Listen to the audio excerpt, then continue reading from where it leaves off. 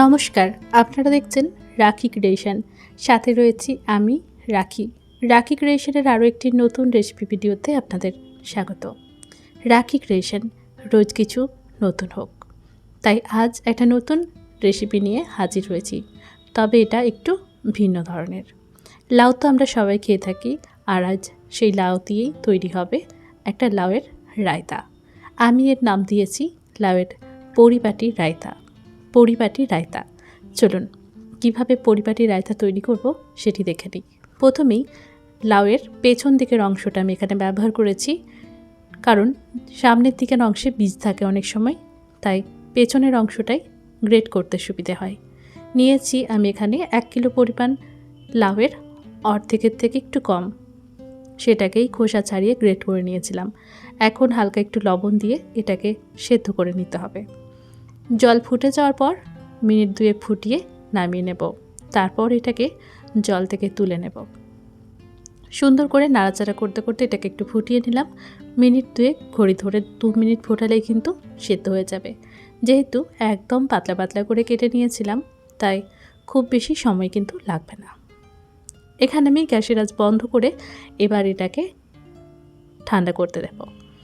জলটা যেহেতু ফেলে দেব, তাই জলটাকে আমরা এভাবেই ছাঁকনি দিয়ে ছেঁকে নিচ্ছি।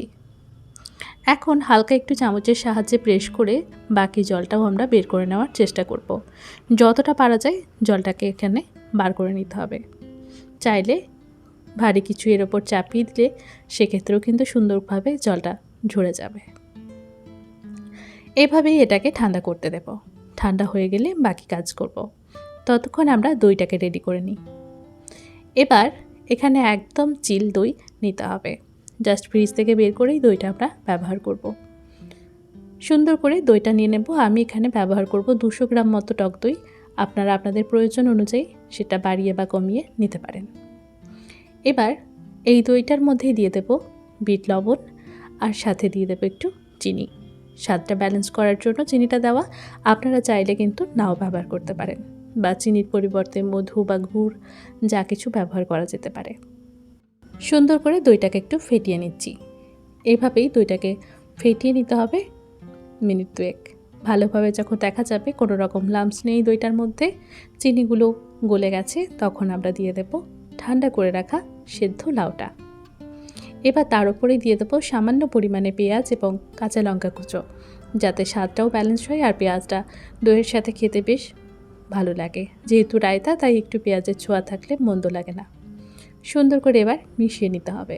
ভালোভাবে মিশিয়ে নিলে এটাকে চাইলে একটু ফ্রিজে রেখে দিতে পারেন বা সরাসরি ব্যবহার করতে পারেন। যেহেতু দইটা ঠান্ডাই ছিল, তাই এখন সরাসরি ব্যবহার করতে পারেন।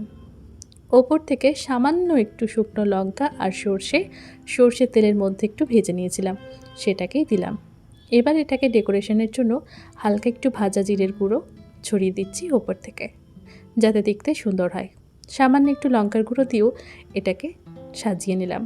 চাইলাম একটু ছড়িয়ে দিতে, হাত থেকে কখন যেন পড়েই গেল। যাই হোক, আমার এখানে তৈরি হয়ে গেছে লাউয়ের রায়তা, পরিপাটি লাউয়ের রায়তা। কেমন লাগলো রেসিপি কমেন্ট করে জানাতে কিন্তু ভুলবেন না।